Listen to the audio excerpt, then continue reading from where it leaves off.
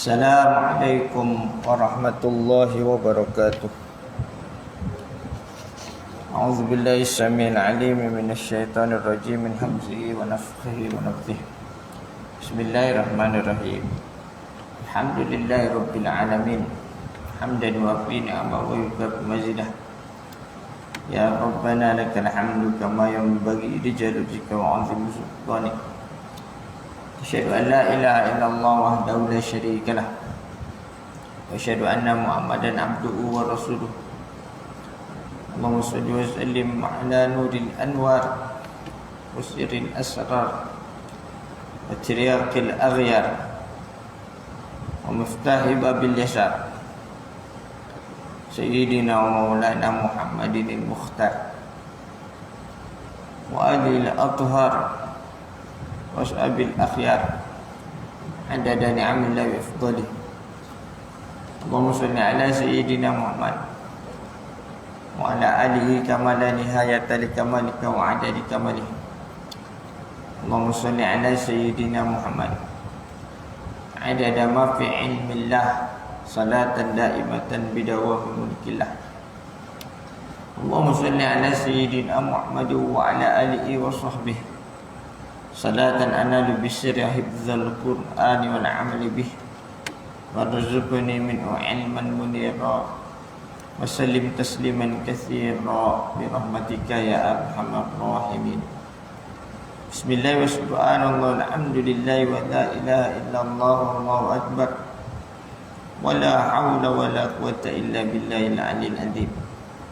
Al-azizil alim adada kulli harfin kutiba wa yuktabu abadal abidin wa dahar dahiri.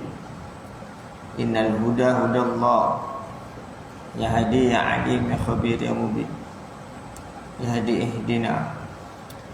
Allahumma aftah alaina futuhal arifin wa faqqihna fid din wa 'allimna at-ta'wil wa at-tathbit.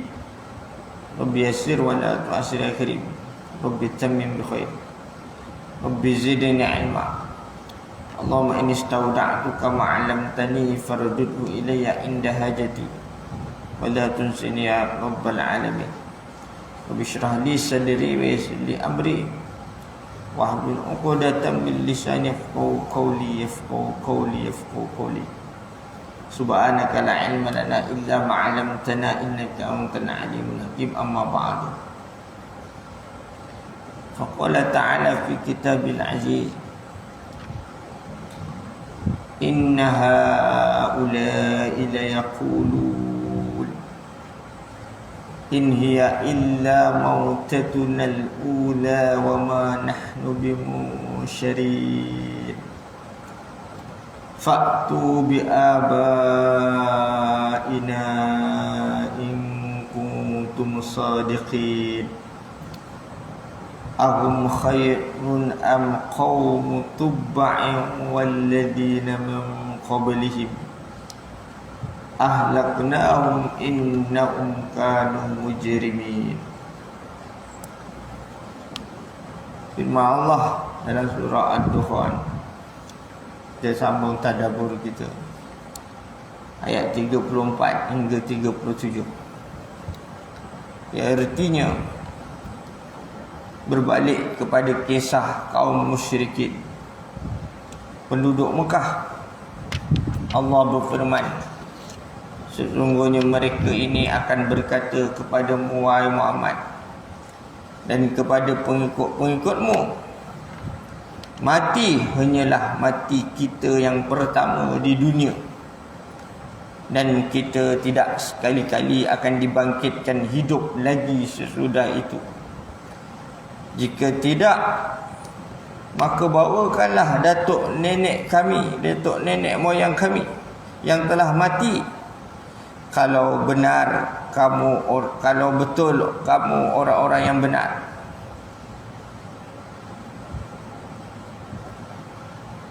Mengapa mereka masih berdegil dalam kekufurannya? Adakah mereka yang lebih kekuatan dan kehandalannya, atau kaum Tuba dan orang-orang yang terdahulu dari mereka? Orang-orang itu semuanya kami telah binasakan kerana sesungguhnya mereka adalah orang-orang yang berdosa. Hadirin hadirat muslimin muslimat, melalui firman-Nya, inna haula'i la yaqulun in hiya illa mautatuna al-ula wa ma nahnu bimunsyarin. Berbalik pada kisah kaum musyrikin penduduk Mekah, Allah berfirman, sesungguhnya mereka ini akan berkata kepadamu, wahai Muhammad, dan kepada pengikut-pengikutmu, mati hanyalah mati kita yang pertama di dunia, dan kita tidak sekali-kali akan dibangkitkan hidup lagi sesudah itu. Di mana Allah menjelaskan bahawa orang-orang kaum Quraisy Mekah, kaum kafir Mekah, musyrikin Mekah, yang sama sekali tidak mempercayai adanya hari kebangkitan semula. Tak percaya hari kebangkitan, kerana menurut keyakinan mereka, mustahil orang yang sudah mati itu dapat hidup kembali. Ini golongan ahli syirik, orang musyrikin. Kepercayaan yang demikian itu timbul kerana fikiran mereka telah dilumuri oleh noda-noda kesyirikan yang semakin lama noda itu semakin menebal, sehingga menutupi seluruh hati dan fikiran mereka. Bila diserapi jiwa mereka dengan kekufuran, maka kekufuran berterusan, maka tunjul sifat rasa sombong, rasa takabur yang ada dalam hati mereka. Di samping dengan keingkaran dengan tanpa alasan yang benar. Mereka berpendapat apa yang dipandang benar oleh nenek moyang mereka adalah benar pula menurut mereka, meskipun keyakinan nenek moyang mereka itu semata-mata berdasarkan dugaan, tanggapan, persepsi yang tidak ada dasar kebenarannya. Keadaan mereka seperti orang-orang yang terlanjur melontarkan kata-kata, kemudian kata-kata itu dibelanya bermati-matian tanpa memperhatikan apakah yang dikatakan itu benar atau salah. Mereka tidak lagi mempunyai fikiran yang sihat dalam menilai perkara itu, akan tetapi semata-mata menurut hawa nafsu mereka. Mereka ni jadi orang yang ikut hawa nafsu. Ada perasaan di mana pertama syirik lah, menyembah berhala sebagainya. Kemudian bila hati dah terlalu kufur, tunjuk sifat sombong ni, jadi sombong. Lalu mengungkapkan kata-kata yang sombong. Sampai mereka tak percaya kebangkitan semula, dibangkitkan semula, tak percaya. Bila tak percaya kebangkitan semula, mereka cabar baginda sallallahu alaihi wasallam, ada pengikut-pengikutnya, cabar mereka. Mereka mengatakan mati kami mati yang pertama kat dunia, kami tidak akan dibangkitkan. Maka jika benar, datangkan nenek moyang, kembalikan nenek moyang, hidupkan nenek moyang kami duduk. Ini jahat mereka. Sikap dan keyakinan mereka itu tercetus dalam perkataan mereka, kematian itu hanya sekali, iaitu kematian di dunia ini saja, tidak dua kali. Mereka percaya itu, sekali dah mati, matilah habis, jadi tak nak.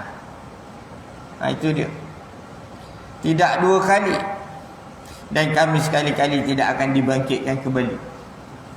Tapi orang yang agama syirik macam agama Hindu, agama Buddha. Mereka ada kepercayaan kelahiran semula. Tapi kelahiran tu di dunia, kelahiran semula di dunia. Dia percaya begitu. Dengan perkataan itu bererti mereka telah menolak keterangan wahyu yang mengatakan bahawa mati itu 2 kali. Sedangkan Allah berfirman dalam surah Al-Baqarah ayat 28. Kaifa takfuruna billah wa kuntum amwatan fa ahyakum summa yumitukum summa yuhyikum summa ilayhi turja'un. Kaifa takfuruna billah, bagaimana, macam mana kamu kufur kepada Allah. Wa kuntum amwata, dan padahal kamu itu mati. Artinya belum dibangkit, belum dihidupkan. Kamu dulu mati, belum hidup lagi. Lalu dia fa'ahyakum, lalu dia menghidupkan kamu. Kamu tak ada, lalu kamu hidup. Hari ni kita hidup kat dunia, inilah kita. Lalu Allah hidupkan kamu. Summa yumitukum, kemudian Allah mematikan kamu. Kita hidup ni mati. Kalau mereka penduduk Mekah ketika itu percaya kita hidup mati, dan mati itu saja. Mati itu saja, tidak dibangkit semula. Tak ada hari kebangkitan. Kepercayaan orang beriman, orang Islam. Summa yuhyikum, kemudian Allah menghidupkan kamu kembali. Bila kamu mati, besok di hari akhirat hidup balik. Allah hidupkan, nak dibangkitkan, hari kebangkitan. Summa ilaihi turja'un, kemudian kepadanya kamu dikembalikan. Ini kepada Allah kamu dikembalikan. Artinya pada ujung kita hidup selama-lamanya. Kita bila dibangkitkan besok dari akhirat, hidup kita itu hidup selama-lamanya. Itu dia. Semasa kita mati, sebelum kita hidup selama-lamanya, di tengah-tengah tu alam barzakh. Kita dalam kubur. Jadi dipanggil mati, alam barzakh. Namun pada masa tu ada kehidupan alam barzakh. Hidup juga hakikatnya, tapi hidup alam barzakh. Ayat ini menerangkan bahawa manusia itu sebelum hidup di dunia adalah makhluk yang mati, yang tak ada. Lalu mereka dilahirkan sebagai makhluk yang hidup. Misalnya tak ada, lepas tu hidup. Setelah itu mereka menemui ajalnya dan mengalami kematian yang kedua. Masa awal kita mati. Mati tak ada, itu kematian pertama. Kematian kedua nanti ajal kita. Kemudian pada hari kiamat mereka akan dibangkitkan kembali dari kubur dan untuk hidup, dan hidup untuk kedua kalinya. Kemudian dengan mati yang kali kedua, kita pun hidup pula kali kedua. Satu hidup di dunia, satu hidup di akhirat. Menyatakan ayat ini diterangkan bahawa orang-orang musyrikin, kaum musyrikin mengakui satu kali kehidupan dan satu kali kematian, tidak mempercayai adanya kehidupan sesudah mati.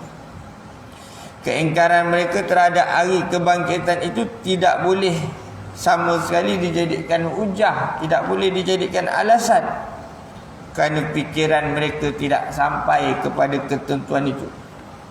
Jika Allah berkuasa menciptakan semua kehidupan ini, tentu Dia berkuasa pula mengembalikan kehidupan itu sesudah kematian dan mengisap semua amal perbuatan.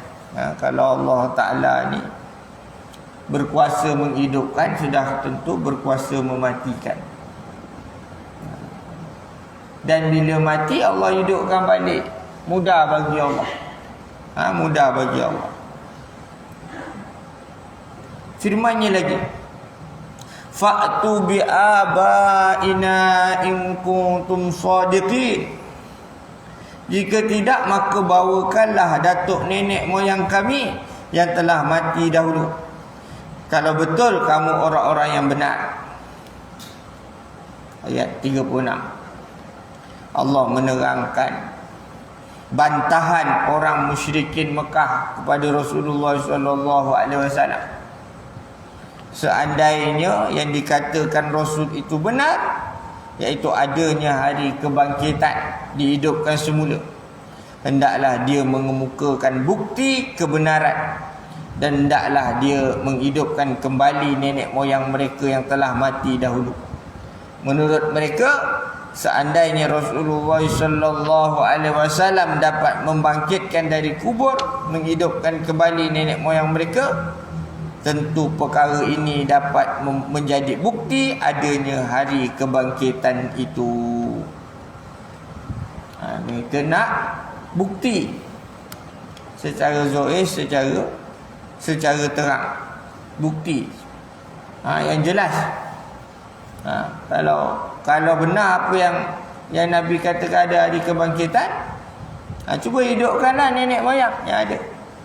Ada nak bukti yang zahir di dunia itu.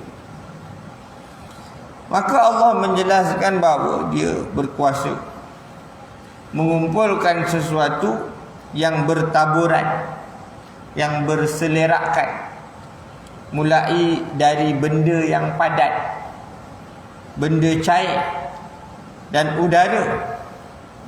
Ikut kajian sains juga, dari atom yang paling kecil, sampai kepada molekul, semua dikumpulkan menjadi satu sehingga terbentuk seorang manusia. Tahukah manusia dari mana asal makanan yang dimakannya, pakaian yang dipakainya, alat perumahan yang digunakannya dan sebagainya?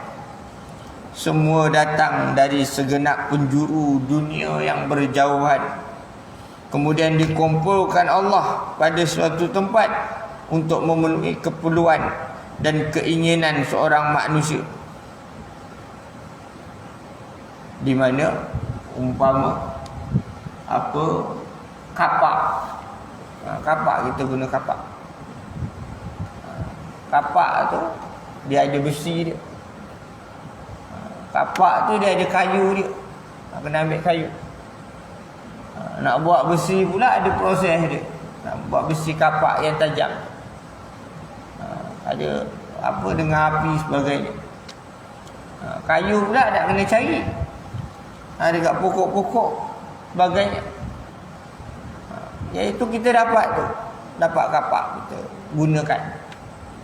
Itu proses kejadian. Pada zahir manusia buat, hakikatnya dengan kuasa Allah. Ini akidah ahli sunnah wal jamaah. Hakikatnya kuasa Allah, walau perbuatan kita, tapi kuasa Allah, kerana Allah yang menggerakkan perbuatan kita. Jika perkara yang demikian itu dapat dilakukan Allah, tentu mengumpulkan kembali tulang yang berselerakkan, daging yang telah hancur lebur menjadi tanah, dan gambaran perbuatan-perbuatan yang telah dilakukan seseorang lebih mudah dilakukannya. Mengulang membuat sesuatu yang pernah ada jauh lebih mudah dari membuatnya pada pertama kalinya. Kalau zahir kita ni manusia, benda yang awal buat tak tahu lah. Dah buat, dah senang. Itu orang nak masak tom yam tak reti, belajar masak, tengok YouTube apa ni. Orang rumah tak ada, anak tak ada, dia tak pernah masak. Dia pun cuba masak. Mula masak, barangkali ada salah dia, tak cukup rempah berapa, termasin sangat berapa. Buat kali kedua, pandai sikit. Buat kali ketiga lagi pandai. Dia ulang-ulang. Benda yang ulang dari sudut kita, fikiran kita sangat mudah. Begitu juga Allah mematikan. Selama kita ni dari tak ada kepada ada, kemudian dimatikan. 2 kali mati, senang bagi Allah. Kita tak ada, kemudian kita hidup kali pertama, senang bagi Allah. Kemudian dihidupkan kembali, senang bagi Allah. Ini dia.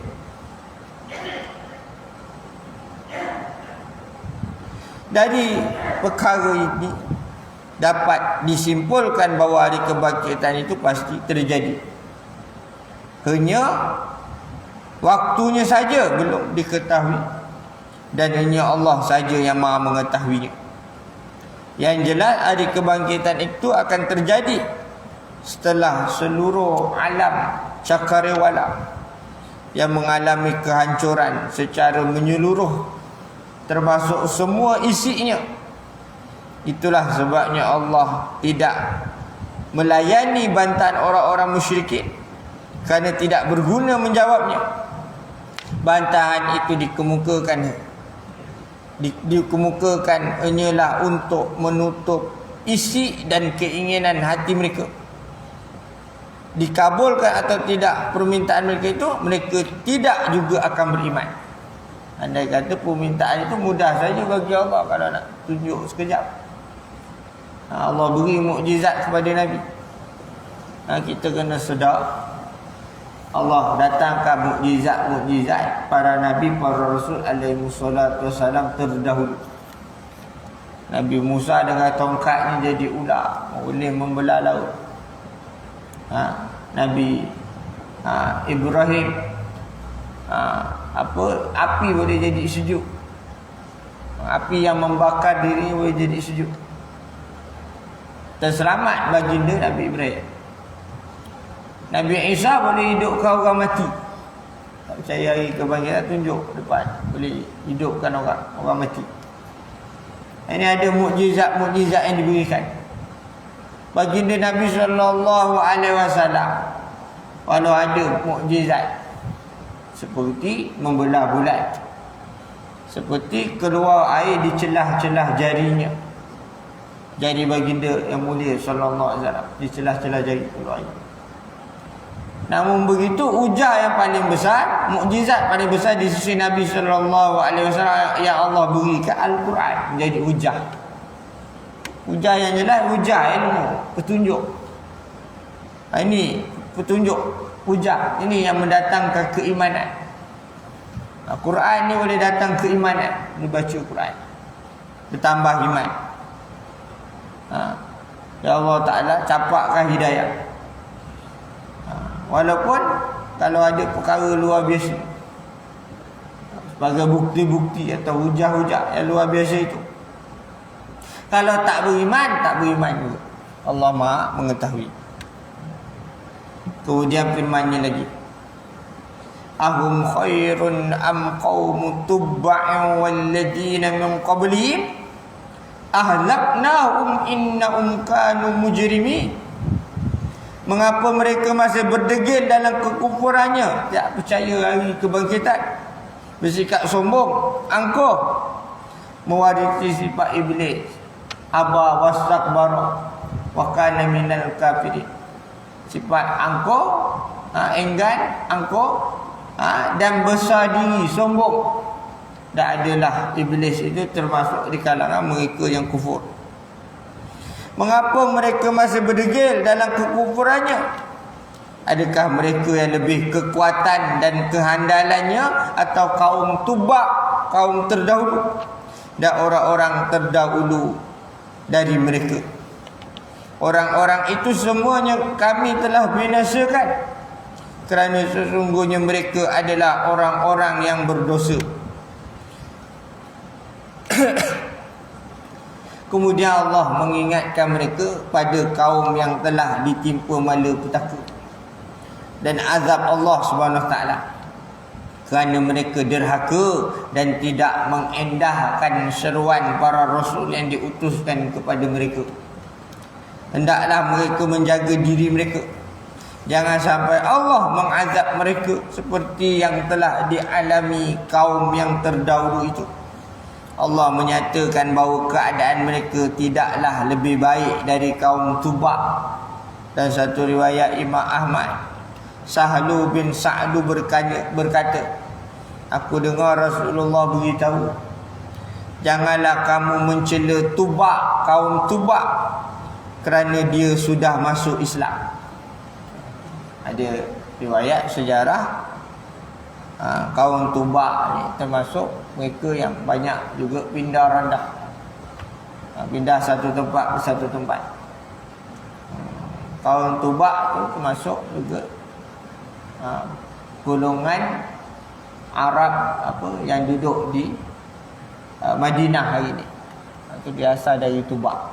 Itu Nabi sebut, jangan cela kaum Tubak kerana dia sudah masuk Islam. Maknanya ahli Madinah sudah Islam. Ya, kaum Aus dan Al-Khazraj. Tubak adalah sebutan bagi raja-raja Himyar di Yaman. Kaumnya disebut kaum Tubak di Yaman. Yaman hari ini Islam. Mereka berbuat dosa yang melampaui batas sehingga negeri mereka dihancurkan Allah. Namun sebahagian kaumnya masih hidup mengembara ke negeri-negeri sekitarnya. Pada mulanya mereka adalah kaum yang mempunyai kemampuan dan ilmu yang cukup tinggi serta mempunyai bala tentera yang cukup kuat. Kalau dibandingkan dengan orang Tubak, orang-orang Quraisy Mekah, kaum kafir Mekah, jauh ketinggalan dari orang Tubak. Allah menyatakan bahawa orang-orang kafir Mekah itu tidak lebih baik keadaannya berbanding kaum Ad dan Samud. Kemudian kaum ini juga dibinasakan Allah kerana kesombongan dan pengingkaran mereka terhadap adanya hari kebangkitan. Kalau kita tengok tamadun umat terdahulu lagi hebat. Kaum Tubak, kaum Ad, kaum Samud. Kaum Ad, kaum Samud hebat. Kehebatan mereka, kemajuan mereka, kemodenan mereka, kuat mereka, andal mereka, fikiran mereka. Tapi bagaimana dibinasakan Allah. Ayat ini Allah meletakkan bahawa umat-umat terdahulu itu telah berlaku sunnatullah. Mereka semua dibinasakan kerana mereka telah tenggelam dalam lumpur kemaksiatan. Kejadian itu sewajibnya menjadi pelajaran bagi orang-orang kafir Mekah seandainya mereka mahu mengambil pelajaran. Di mana Allah tegaskan sunnahnya, sunnatullah. Surah Al-Ahzab ayat 62. Sunnatullahi fil ladina khalau min qabl walan tajida li sunnatillahi tabdila. Sebagai sunnatullah yang berlaku juga bagi orang-orang yang telah terdahulu sebelummu wahai Muhammad, sebelum kamu. Dan engkau tidak akan mendapati perubahan pada sunnah Allah, sunnatullah. Sunnah golongan terdahulu. Bila lawan Islam, lawan Nabi-Nabi dan para Rasul alaihi salatu wassalam, maka mereka diazab, dibinasa oleh Allah. Bagaimana sunnatullah umat terdahulu yang sama sekali tak ada siapa yang boleh mengubah. Ada siapa hari ini tetap ada ajaran Nabi, ajaran Rasul Muhammad sallallahu alaihi wasallam. Walau Nabi sallallahu alaihi wasallam sudah wafat, maka di situ ada pengikut-pengikut Nabi sallallahu alaihi wasallam yang beriman terus menerus sampai hari ini. Dari zaman sahabat radhiyallahu anhu, pada zaman tabi'in, kepada zaman tabi'in terus menerus sambung menyambung. Ada golongan-golongan taifah, jamaah, kumpulan-kumpulan Islam yang terus menerus menyampaikan Islam. Ada di situ ulama-ulama yang terus menerus menyampaikan Islam sampai hari kiamat. Maka sampai satu masa, tanda-tanda hari kiamat, Allah matikan ulama sedikit demi sedikit. Quran yang ada, orang yang hafaz Quran tak ramai, hilang sikit demi sedikit. Bila habis Quran, tak ada Quran. Orang dalam lupa, dalam kekufuran, maka semua orang dalam kekufuran datang ke hari kiamat. Na'udzubillah min dzalik. Maka perlu penting, selagi mana ada Quran, selagi mana ada alim ulama yang menyampaikan ajaran-ajaran Islam, maka kita mengambil peluang itu, mengingati supaya kita termasuk golongan yang mengikut ajaran para nabi, para rasul alaihissalatu wassalam. Jadi cukup setakat itu. Aku li hadza wa astaghfirullah li wa lakum. Sekian, wabillahi taufik wal hidayah. Sama-sama kita membaca doa. Auzubillahi samil alim minasyaitonir rajim. Bismillahirrahmanirrahim. Alhamdulillahirabbil alamin, wassalatu wassalamu ala asyrafil anbiya'i mursalin wa ala alihi wa sahbihi ajma'in. Allahumma a'inna ala dzikrika wa syukrika wa husni ibadatik. Allahumma inna nas'aluka al-huda wat tuqa wal 'afafa wal ghina. Allahumma innaka ta'lamu anna hadhihi al-qulub qad ijtama'at ala muhabbatik wal taqan ala ta'atik wa tawahadat ala da'watik wa ta'ahadat ala nasrati syari'atika fasikillahumma rabitataha fasikillahumma rabitataha fasikillahumma rabitataha wa adimuddaha wa hadi asbula'a wa mula'aha binurikal ladzi la yakhbu washrah sudurha bi faydil iman bik wa jamilit tawakkuli 'alaika wa ahya bi ma'rifatik wa amit 'ala syahadati fi sabilika innaka ni'mal maula wa ni'man nasir. Allahumma amin, Allahumma amin, Allahumma amin. Allahumma ighfir lana dhunubana wa liwalidina warhamhum kama rabbawna shighara. ولجميع المؤمنين والمؤمنات والمسلمين والمسلمات الأحياء منهم والأموات. ربنا هب لنا من أزواجنا وذرياتنا قرة أعين واجعلنا للمتقين إماما. اللهم إنا نسألك العفو والعافية في الدنيا والآخرة. ربنا اغفر لنا ولإخواننا الذين سبقونا بالإيمان ولا تجعل في قلوبنا غلا للذين آمنوا ربنا إنك رؤوف رحيم. ربنا اجعلنا مقيم الصلاة من ذريتنا ربنا وتقبل دعاء. تعصنا بعزة والجبروت واعتصمنا برب الملكوت وتوكلنا على الحي الذي لا يموت. اصرف عنا الأذى إنك على كل شيء قدير. اللهم ولي أمورنا خيارنا ولا تولي أمورنا شرارنا. ربنا اغفر لنا ذنوبنا وإسرافنا في أمرنا وثبت أقدامنا وانصرنا على القوم الكافرين. ربنا ظلمنا أنفسنا وإن لم تغفر لنا وترحمنا لنكونن من الخاسرين. ربنا لا تزغ قلوبنا بعد إذ هديتنا وهب لنا من لدنك رحمة إنك أنت الوهاب. اللهم أحينا بحياة العلماء العاملين وأمتنا بموت الشهداء واحشرنا في زمرة الأولياء وادخلنا الجنة مع النبيين والصديقين والشهداء والصالحين وحسن أولئك رفيقا يا أرحم الراحمين.